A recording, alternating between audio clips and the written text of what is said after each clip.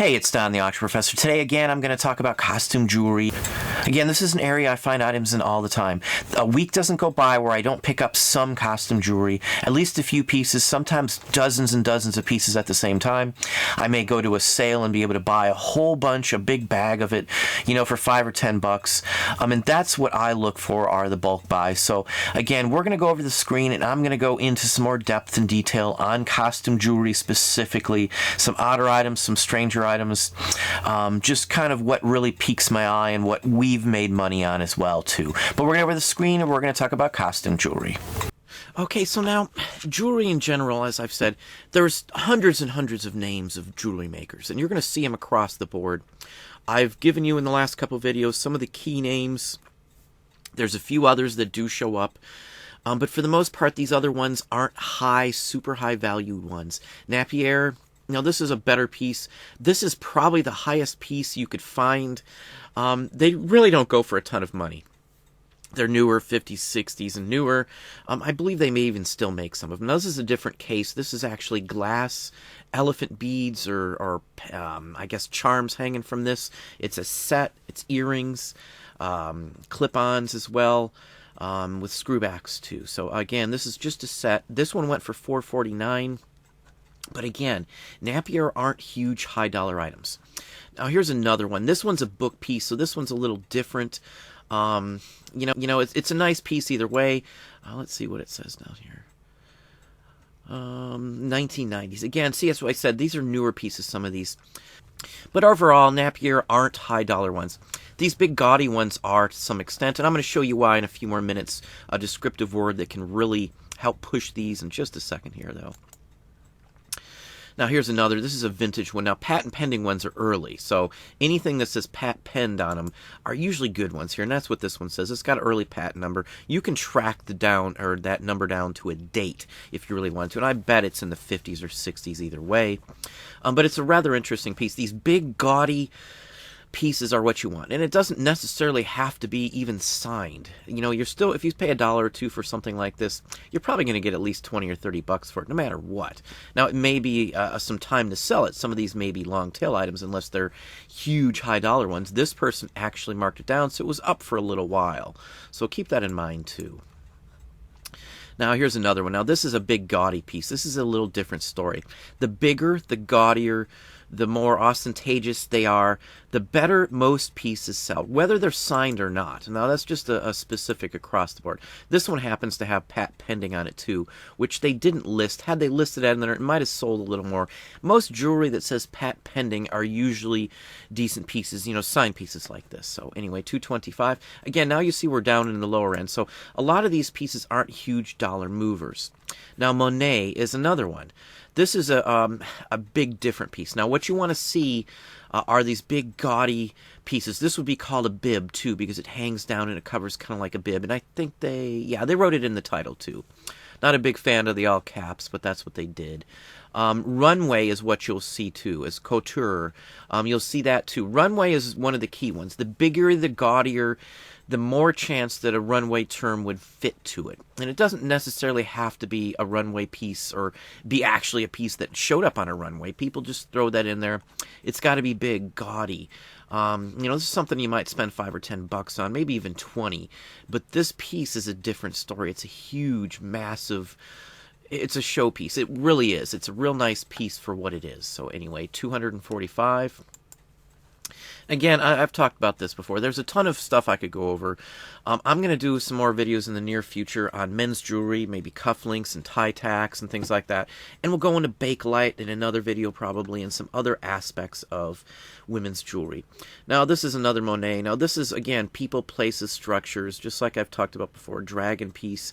This is a rather interesting piece. It's unique. It's different. It's got a nice look to it in general. It's a big piece too, so $187. Now they had to mark it down half off. Again, I list everything high, so this person listed it high and then they took less on it because it sat for a while. Again, some of these pieces will sit. There's no price comparisons for a lot of these. There's so many pieces of jewelry, so many different kinds of jewelry. You're never going to find every single piece, or maybe even half of them, even on comps. So, just keep that in mind as well. Now here's a now this is Hollycraft. Hollycraft is another line. I've seen people mix it up with Corocraft. A lot of the Hollycraft have dates. This one says Corp 1954. I've seen them back farther than the 40s. Some of the Christmas trees are marked that way. They're very nice. And again, I've showed these darker blue stones. Most of the time, they're older. And you'll usually see on costume jewelry when you see the secondary chain there, so it doesn't fall off. Now that chain looks like it's broken. It doesn't close. But anyway, those secondary chains usually mean it's a better piece, and they usually sell a little higher than a standard piece. But again, you're going to have to learn the difference in the color of the stones, because some of the earlier ones were more pastel and subdued, like Easter colors, kind of like Easter pastels and things like that. This one's $190 right about, so just a perfect example. Hollycraft does sell. Some of the Hollycraft sells very well, but again, they're not super high dollar ones like some of the Trifari that go for $1,000 or better. This is a good example of a set, match set, pin. There's the chain, secondary chain. Marked Hollycraft 1955. Mostly you're going to find 50s dates. Let's move on here to another one now, the Christmas trees. There's many companies that make Christmas trees. Weiss has them, Eisenberg, Corocraft. A lot of the other companies made Christmas trees. Hollycraft ones seem to be better. And again, some of the lighter colored regular stones with the dark blue again. And I look for the stone colors specifically in these. Hollycraft pieces usually sell. Maybe this is one of the ones that got lost because I don't see a back to it. Most people would show the back. But $95. Most of the Christmas tree pins that are from the 50s and 60s will sell from, say, 35 to, say, 125 in that range somewhere. It depends on the maker, the style, how many stones it has as well, too. At the end of this video, too, I've got a big list of books that I can recommend. Now, they're not all inclusive. There'll be ones that I haven't touched on. They're books that I personally have or have used exclusively. So I only try to use ones that I know the book itself. I'm not going to pick ones that I wouldn't recommend, but anyway. Now, this is an oddball one. Now, you've got to know something about better jewelry. Squash blossoms are usually sterling. This is a unique one. Any of the shape like the squash blossoms sell, so just keep that in mind. Usually they could be considered tribal, Native American, Navajo. This one may not be either or. Yeah, it's actually signed Zuni. So this is a nice one here. So anyway, $495. So, I mean, just to give you an idea, squash blossoms in general. I'm not going to show you every detail, but I would honestly recommend you typing in a comp search in ended listings and type in squash blossom necklace. And you'll see some horrendously high prices. I picked a low one, and only because this one's different than most. So, again, I'm not going to be able to touch on everything. It could take a month or more of going over every aspect. I could probably do a channel just on costume jewelry, if that's what I wish to do. But the bigger, the more gaudy the pieces, overall, the better they sell. Some of these pieces won't be marked because, it was a tribal piece. They didn't necessarily mark everything. Some will be marked, obviously, but a lot of them aren't. So you'll have to know by the looks. There's a lot of fakes, though, too, but the bigger, the gaudier. These are all hand-constructed. Very nice, very well done. $600 basically on that one. And here's another Zuni piece. Most of the style pieces like this, even if it's not an official piece, will still sell. They're big, they're gaudy, they're nicely done. Let's see if you can see the maker's mark on this one. This is just a basic sterling mark. So again, this isn't specifically done by any kind of tribe. This could just be a standardized pattern, or it could be an official Zuni piece. You just have to figure that out on your own. There's just no real way to tell. Now, this one says storyteller because it tells like a scene across it. It's a Kachina figure on it, which is like a folkish Native American figurary item. I mean, you just have to know some of this. Look up Zuni, look up Kachina. I mean, these are things that you need to look up. They're not just jewelry-related pieces either. Kachina are little wooden statuaries, figures. You'll find them in jewelry, of course, too. But there's many other things. Sand paintings and things like that will have them in it as well, too. But $440 for that one. Now, I talk about tribal. Now, don't pay attention to the title or any of this kind of stuff. Tribal is what I look for. These big, gaudy wood carved pieces with bovine bones in them many times. Sometimes they'll have teeth. Now, this is just made to look like teeth. This is probably some kind of wood, I would guess. Wooden hearts. Yeah, they're all pretty much just wood. Wood-carved beads. Anything tribal. And this is $50. So again, I pay a couple bucks for something like this. So again, not super high dollar, but for a dollar or two, you're getting less investment into it. For let's say you have to buy a pair of jeans, and you're going to get $50 out of them. You're spending $9-10 these days for a pair of used jeans from a thrift store. That's what I see. Even at half price, $5, $6, $7, $8 for a pair of jeans. Some jeans at like Savers. Last time we were at a Savers, sometimes were $20 or more.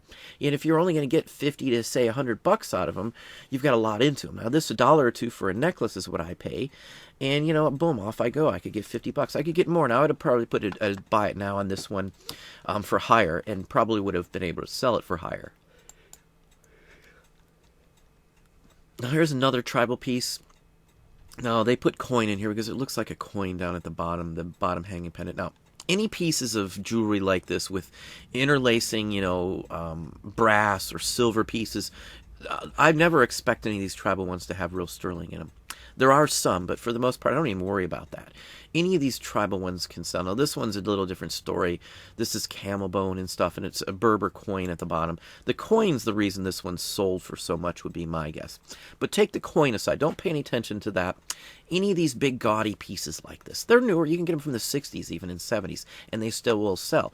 $50 to $75 on average for just a standard piece without the coin or any of that stuff. Doesn't even need the jewelry. Just bone, big gaudy pieces, big chunky, big carved bone, big carved wood, camel bone, bovine, even dyed with ebony mixed in there. Any of those can be considered tribal, and they always sell for us. Here's another example of carved. Some of these are clay beads sometimes too. It's got a carved elephant. Again, this is just basically tribal. Some of the back tie-ins or the clasps are really generic and vintage. The brass ones seem to be earlier, from like all the brass chains instead of the silver-plated clips. Again, this is a decent piece, decent carved. Again, I'm just showing you these for the stylistic aspect of it. So don't worry about the make or anything on these. If you're getting them for a couple bucks, most of these items are going to sell, minimum $25 right off the bat. I get it all the time. But again, I don't have many today. I'm not going to spend, a huge long time. Because again, you're going to have to just find these. I can show you all day long. If you don't have the sources, it's not going to matter. So if this is something that interests you, you see the value in some of these items, this is something that, I've spent years to hone my skills in this area and to know what's what. I mean, there's other manufacturers that most people don't even know about. Harley Davidson, for crying out loud, makes silver jewelry, and they go for a couple $100 sometimes. There's just so many. Gucci makes silver jewelry, Versace. You can name a designer, and chances are they make it. We've talked about Yves Saint Laurent, it's stuff like that, Hermes makes them. I mean, you name a company, they make jewelry. So, and a lot of people pass on the newer looking ones, the chunkier ones. I don't. I look at almost everything that has the potential, wherever I'm at, and I can buy them in big bulk too. Now, this is a low-end maker, Pierre Cardin, but it's not common to find these pieces. It's modernistic, it's futuristic, it's unique, it's something you're not going to find. 167. So I mean, I could just throw names out to you all day long. You're just going to have to take your time. Try to stick to the sign pieces until, a tribal piece may be different. Because again, most of that sells for us across the board. I usually get it like a 90% sell-through rate on those tribal pieces if they're carved wood, carved bone, well done, and they're big and chunky. Big chunky ones is what you want. You don't want these little thin, tiny ones. Big, chunky, or multiple strands, a huge strand to make an actual bib. That's what you would want, literally like a baby bib. That's why they call it a bib, because it covers up a large chunk of the face of someone who's wearing it, or the neckline and area. So anyway, another modernist pieces sell most of the time, regardless of who made them. Now, this is a unique piece here, too. So it looks like, lucite, and then some stonework and such forth, too. But again, Pierre Cardin, this is just a nondescript. Now, if this is Pierre Cardin clothing, most Pierre Cardin does not sell well. So, again, just pay some attention to what they are. Now, again, there's just so many names and things that you could find. Now, this is a Weiss. Weiss are usually well marked. Let's see if this one's marked. It's marked there. Unfortunately, I don't have blow-ups on this picture, but it's marked there. The pins maybe not necessarily be marked. It might be around the rim on the edge, and they just don't show it. Their pictures aren't good enough to tell from this. But anyway, they're usually stone pieces, lots of rhinestones.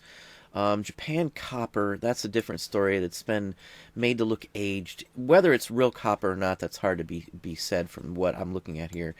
But again, Weiss is another one of those big names. There's just so many names. Krementz, Kramer's another one, which I have in the next one here. But again, whatever you can find, if it's big, gaudy, showy, it does not have to be real jewelry.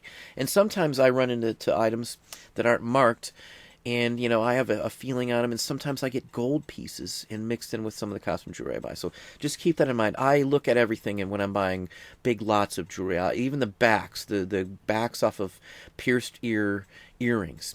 I know they may look little and small, but sometimes I'll get 40 or 50 of them in a bag that people didn't think, you know, it was worth much to take it off. And by the time you're done with 40 or 50 of these little tiny pieces, it all adds up, and you're getting hundreds of dollars out of them. So there's so much more to jewelry. I just wish I could show you everything. It'd be impossible task in just a few amount of videos. But this is Kramer of New York. Sometimes it just says Kramer, sometimes Kramer of New York, sometimes we'll have other markings on it too. But again, in general, jewelry sells for us. I don't mess with the higher end, you know, actual real full-fledged jewelry, 14K, 18K. Obviously, if I get it dirt cheap, I buy it all. I buy scrap gold, I buy scrap silver. But for the most part, I'm able to sell the costume jewelry better than I would sell the high-end real jewelry. Because a real piece of jewelry, there's just so much of it out there. They're making it to this day. There's reproductions left and right. The costume jewelry is just not reproduced for the most part. I almost never run into a false, fake piece of costume jewelry. Most people wouldn't know which one to fake. There's millions of different pieces of costume jewelry, and I do mean millions. There's just no way to address it all. So you're just going to have to get out there, do some comp searches. There's no regional aspect either of costume jewelry. Again, you can get costume jewelry anywhere almost. Garage sales, flea markets, church sales, thrift stores, antique stores, antique malls, auctions, estate sales. I can't begin to say how many places you can find this. There's just so many places that I find costume jewelry at. Your Savers, your Goodwill, depending on the Goodwill, your Goodwill auction sites, depending on those. The Salvation Army, you know, just pretty much anywhere I go, I run into costume jewelry. You know, again, 90% of it's not worth messing with unless it's dirt cheap, a quarter or 50 cents or something. Now, I'll buy those pieces even if it's something I may only sell for 10, 15 bucks, just because it's usually pretty easy to sell. It's easy to list, it's easy to sell, it's easy to ship. For 50 cents or a quarter, it's pretty darn cheap to buy. You know, but I do spend a lot of money on some pieces of jewelry, just so keep that in mind. Not every item I buy is 50 cents or $1. You know, I'm cheap, so most of my items are. I pass up the higher-end items. In some cases, there's a chance I can still make some good profits, but if I'm in doubt, I usually pass it up. You know, if I can't confirm a sale, I can't confirm the basics, I can't confirm the actual piece being authentic, I don't mess with it. I don't take chances with my money. You know, I don't gamble, I don't go to the casinos, I don't mess with chance. Chance is not a good thing for a seller. You want unless the chance is like 95%, you know, don't take a chance on something not knowing unless it's cheap. I'll buy something for $1, take a chance all day long. But, you know, $100, I'm not going to take that chance on unless I can confirm something. Just like I talk about when I'm buying record lots or something, I look through a ton of the records until I hit a point where I know I'm going to make a good percentage of profit. Now, when I'm figuring out profit in anything, whether I'm looking at a jewelry lot, a couple hundred brooches or pins or something, again, you've got to look at it. You've got to think how much time you're going to have into listing it. So let's say you've got a $100 lot of jewelry, and looking at several pieces, you know you can get, say, $125, $150 back out of the few pieces you found. They may be the only pieces in there worth money. You haven't looked them all up, so you got to know. And think about your fees. So if you're going to get a return on a $100 investment of $125, how much are you actually going to make? It may be only a break-even point by the time you pay fees, taxes, labor, you know, and shipping if you give shipping away. I never give shipping away, as I've said. Everybody pays for shipping regardless. If I lose some sales, I lose some sales. You know, and I'm sure I lose some of the cheaper sales. I get nasty emails. I get comments about, you know, shipping's only 55 cents on a regular envelope. It is if you want to just throw it in a correspondence without tracking. I track everything. You want to keep your your feedback up, and your feedback up is important. So if you get dinged because you're not putting tracking, that's another story. I don't like those chances. I don't take a chance on anything. So, but anyway, we're going to go talk about some guides in just a second here. But literally, you're going to have to spend time in this category. You're going to have to spend effort. You're probably going to buy some bad purchases, but with learning any area, you're going to make some bad purchases. I'm sure everybody who does clothing has had bad purchases. I've had, my share of them. I missed a hole. I missed some stitching that was off. I missed some damage. I got the wrong version of a shirt, or, I took a chance and it wasn't worth my time. So, that's just what I have. But let's go look at some price guides right now, too.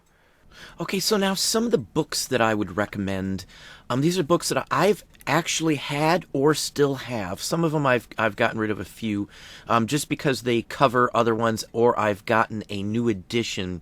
But some of these will be better options for you if you're just starting off. They'll be cheaper than some of the other ones. Now, I've got quite a few that I've picked that I've personally owned. I've looked through every one of these books that I've shown you. I've skipped any book that I haven't personally seen or had, just so I know that the ones I'm recommending are ones that I would actually use. So the first one here, Collectible Costume Jewelry, Identification and Values by Sherry Simmons. This one's pretty reasonable. It's a decent overall general look at the costume jewelry in general. It has Haskell, Coro, Eisenberg, Trifari. Those are the major ones in here. This one has some good plates in it as well, too. Picture plates, that is. Now, I've got below in the description here as well a complete list with links to all of these, and they're in the same order down below as I'm covering them right now. So that way you can just count down, or whichever the case may be, and go from there. Or you can just open up another window and search through the ones and match them to the picture here in the video. Either way. Now this one here, I have this one. I spent a lot of money on this one, but I use this one a lot. I would never recommend this one to someone who isn't up on jewelry per se, because this goes into the aspect of repairing and restoring vintage jewelry. Even a used older copy of this is $184. I can't say they're limited. I don't know why. The reason was it was priced so high, but it was very useful, I have to say. If you do jewelry at all, you've got a ton of it, you buy it in big bulk, you have a steady hand in the ability to, follow the directions closely. This book is a very good book, I have to say. You can see the reviews. There's 55, and almost all of them are up at 5-star. So, the book is really good. I can't recommend this one enough. It is a good book. But anyway, as I said, if you're new, don't go spending the money on the book. Just worry about the jewelry itself. Here's one on how to repair jewelry, but this one just doesn't cover it in my book. It's just not any good. But anyway, now here's Vintage Jewelry, a Price and Identification Guide. This covers 1920 to 1940. This is specific. It has a nice grouping of them. It's not extensive in some aspect, but it's a good starter book. It's only a couple of bucks, so this one's pretty good. It's by Lee Leschner. Let's move on to the next one here. Now, this one covers Coro. This one I used to use all the time. Now I know most of the ones to look for. I know the marks. I know all that kind of stuff. But if you're new, this is a good one. There's only one of these left in stock. These don't show up that well. There are a few by some other vendors, but this one is pretty good. So anyway, Coro Jewelry, a collector's guide, identification and value. Now, this is first edition. I believe there's a second and a third edition as well, too. They are a little more, though. Let's move on to the next one. Napier Company. That's another jewelry maker. They're not huge price, but there are a ton of them in there. There's a ton of pieces that you can find that are worth some good money. So it's not a bad book, honestly. It really is. If you love looking at jewelry, this is a real good one. It's got a lot of the figural pins and just oddball items in here. Let me see if you can get a couple glimpses on them. I mean, they're newer jewelry for the most part, but some of these still go for a lot of money, like these and the bracelets and some of these earlier ones. So anyway, Napier is not a bad book either. And I would always buy the paperback. It's up to you. I do have some hardbound book versions of some of these, but I use them a lot, or have, until I knew them, actually. But the Official Price Guide to Costume Jewelry, 3rd edition. This is a paperback, very reasonable. I'm not as big of a fan on these versions of the book as some of the other ones, but this one's not bad. Harris Simmons Miller. But let's move on to the next one here. Costume Jewelry Identification and Price Guide. This is another one. Lee Leschner. I believe this is a different edition of the same one I just showed. But either way, either one of these is good. I have both of these, I do believe. Just coincidentally. Now, this is one of my favorites. These Warmans are usually the best books that I see. They just got a lot of information. They're usually nice, thick books, well illustrated. A lot of the Christmas books that I recommend for Christmas collectibles are by the same company. So this would be the one I would honestly recommend. If you're new, you really want to get a good gist on it. Overall, this is probably the best one to start with. Obviously, there's many others that are good, but this is one of the better ones here. If you're going to get one and only one, get this one. It's very reasonable priced. You can get anywhere from $11 to $26.99. Get a better copy of it. Don't get one all worn out or with pen marks in them. People write in these too to keep track of things. So just FYI, that's just me. I don't like having marks in them or anything like that when I buy them. But anyway. Now this is Monet, the Master Jewelers. This goes in depth on a lot of the other aspects of the jewelry as well too. Maybe not as much on pricing or anything like that, but this one's pretty interesting if you like the style and vintage jewelry. You can get a reasonable price copy of this for around $40 or so. So anyway, Alice Vega.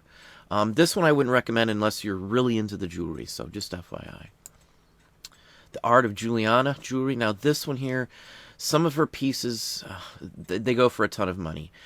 So this is really a nice book to display the items so you can see them, you can ID them, you can date them.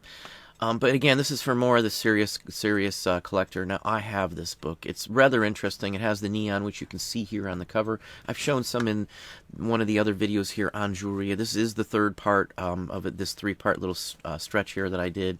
But this one's not bad. It's more expensive, obviously, than some of them. There's not a lot of these that show up, but if you like fancy jewelry, you want to learn in it, you want to know as much as you can, this would be a good book. Now, some of these you might be able to get from the library. I haven't had much luck with these specialty ones. Some of these are considered reference books by our local libraries, and you can't get them shipped to your local area. So, anyway. Miriam Haskell. Now, I got this book after I found a piece by it. It's just a real nice one. I've done very well with this book. You're not going to know every piece. It's not going to give you a ton of prices and all the stuff, but for the identification is what you really need anyway. This is a real good book, I have to say. Now, I like art in general, so the artwork, the construction of jewelry, the styles, the imagery, the advertising, the art deco-ness of this stuff is what I like. So for me, this is a really nice book. So anyway, that's just my opinion, You may not need it if you're not that much into it. You don't see a lot of jewelry. You don't have the sources for jewelry. But around here, I can get costume jewelry pretty much any stop I go to, anywhere. It's all over the place. You just have to know which ones to get. That's why I say this one's going to be one of the longer niches to know. You've got to be able to tell the difference between the junk and the new ones. So Schreiner. Another one, Masters of 20th Century Costume Jewelry. This one's pretty good. Another early, up to the 50s or so. But anyway, this company made a lot of fancy jewelry. Very expensive jewelry for the most part. Again, this is more for the people who are really into it. If you're just starting off, I wouldn't recommend this one. It's a good one, though. You should do very well with this one. So, anyway. We do like this one. The wife loves this book, actually, too. So, anyway. Classic American Costume Jewelry, Classic American Costume Jewelry Identification and Value Guide. This one's not bad at all either. This is a pretty decent one. There's a hardbound one and a softbound. Just get the softbound if you're going to get one. This is pretty good. You need several different of these books because one covers, certain jewelry. Another one covers different amounts of them. So I found that, depending on the maker of the book, the interlapping or overlapping items are very scarce and very slim, so you really need several of these books, in my personal opinion. But anyway, this one's fairly reasonable. It's a decent book. Now, this one's pretty good, too. Now, there's a version of this that's called Signed, and then a version of this same book that's called Unsigned. The signed one obviously goes over all the ones with names on it. It lists a lot of the odder names. Again, it lists, other ones like Miriam Haskell again, Eisenberg. Barclay, Marcel Bocher, Joseph, Kenneth J. Lane. Kenneth Lane, you can see him as too. Adele Simpson, Hattie Carnegie. Now, these are all names that you should know if you're into them. This one is a pretty good book. It's very, very reasonable. A used copy is $6 or $7, but it's a real good book. It covers a lot of the topics in identification and values and things. So anyway, this is a pretty good book. It's cheap. You can't miss it for that price. Another one, 20th Century Identification. This one goes back earlier, this identification book, to the 1900 era. So this one covers a lot of the other ones. This one has Coro and Lisner, which is another good name, Jerry's, the typical, and KJL. I mean, these are all names that you should know, again, as I said. It has a lot of photos, 600 plus photos in here. Multi-ganged images. It's a nice book, honestly. It's fairly reasonable. You can get a paperback version for $7.29, a hardback new version for $24 something. So anyway, good one. Eisenberg, I've showed you. I've had many pieces. Again, this is something that I wouldn't recommend unless you're into it and want to really know and really study up on this. You know, information and knowledge is power as far as I'm concerned. And unless you have the knowledge, you're not going to know which ones to buy. There's far more, jewelry that's not worth much out there than anything else. It's like 20 to 1, 20 just junk pieces to 1. And I'm not saying they're junk and won't bring you any money, but they're not going to bring you high dollars. Average costume jewelry is $6, $8, $10 for a decent piece. Unless you can tell the difference. Once you can tell the difference and know the exquisite pieces, the detailed pieces, you'll need some major information and help. I'm just telling you to be straight up and honest on that. It took us a long time. The wife's very good on costume jewelry as well too, so we both go out together when we do this kind of picking. But anyway, this one covers 100 or better designers. Now, Shiver Books is really good. ABCs of Costume Jewelry, Advice for Buying and Collecting. This is just more than information, more than anything else, but it's loaded with information. As I said, Shiver Books are really good. It covers, a lot of them. And as I've talked about bugs and realistic, the 2 of the 3 images on the cover are just what I talked about. Realistic, 3-dimensional flowers and things, and then bugs. So, this one's very good. It's a decent-sized book. There's other ones down here, too, like this one here, Art and Industry Jewelry. Some of these are series books. You're going to pay some good money for them. So I wouldn't recommend some of these. And this one only covers certain ones, so you'd need 3 books on some of these other ones. So just keep that in mind when you're looking out for these. I like the ones that cover multiples in the same book. It's cheaper for you, and it gives you the very overall aspect knowledge of these items. So anyway. Now here's the unsigned Beauties of Costume Jewelry. Same maker, same everything, but it's unmarked pieces, so it helps you identify them, gives you an example. There's thousands of them in this book. This one's pretty darn good too. So, and they're really reasonable books. You can get a used one for like $9, $10. A decent hardbound copy if you plan on doing this for a while or really invested in this type of stuff. Buy the hardbound book, because you're going to abuse these books if you do like I did, and dig through them constantly. Now, we buy costume jewelry a lot, so sometimes I'll go to an auction and I might be able to buy hundreds of pieces. So my books have been tattered. I've actually had to rebuy the same book more than once. Just FYI. But we've done this for years now, don't forget. And another one, this is just a primer here. Now, this is Cameos. Cameos are always something that I look for as well, too. Now, knowing the difference is key. Knowing plastic versus junk versus molded, carved versus molded and all that. You need to know the difference. This is another Shiver book. These books are really good, the Shiver books, at least in my personal opinion. This is next in line on Shiver.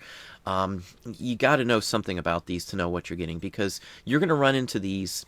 And I've paid $50, $100 on some Cameos before. Single one-piece Cameos, just a pin. If you don't know the difference, you can't do that. You're going to be buying the cheaper ones or sinking money into something, and it might not be a real Cameo. A real Cameo, a true Cameo, is carved shell. There's other things that are called Cameos. They've turned in, other designs like wood carvings that look like that are called Cameos. Now, there's a lot of things that are called Cameos just because they look like a cameo, but they're technically, in my book, not. The molded ones, as far as I'm concerned, are not true Cameos. They're cameo-likes. A real cameo, in my personal book, maybe other people's opinions is totally different, but in my personal opinion, a real cameo is a carved shell piece. So anyway, that's what I have on the price guides. The other items that you'll need are a couple of good loops, one to keep in the car and one to always keep in your pocket if worst case scenario. I've got links down below to loops too. Loops are 100% essential if you're going to mess with costume jewelry. There's just no way around it. I mean, my vision's just not good enough to read every little detail on the back of some of these pieces, and some of them are stamped so small and so minute, or they're on the pins or somewhere odd that you're never going to find them without a loop. But that's what I have on the actual price guides for these. Well, there you go. There's costume jewelry. Again, I'll probably do some more in the future because there are so many areas and aspects to talk about costume jewelry. I could never address it just in a few videos. And again, it is a certain percentage of our sales every single week is in costume jewelry. It's easy to find for the most part. Auctions are great. Estate sales are the bomb. Church sales are really good too. And even thrift stores across the board. So it just depends. You just have to know what you're doing enough. You have to know the brands, the names, and again, you have to have the ability to look them up and understand what to describe them as, bracelets and things like that. But that's what I have for you today. Hopefully that gave you some ideas. If you enjoyed the video, please hit the like button down below. You can also hit the bell icon to be notified when I post new content or go live. Subscribe and tell a friend.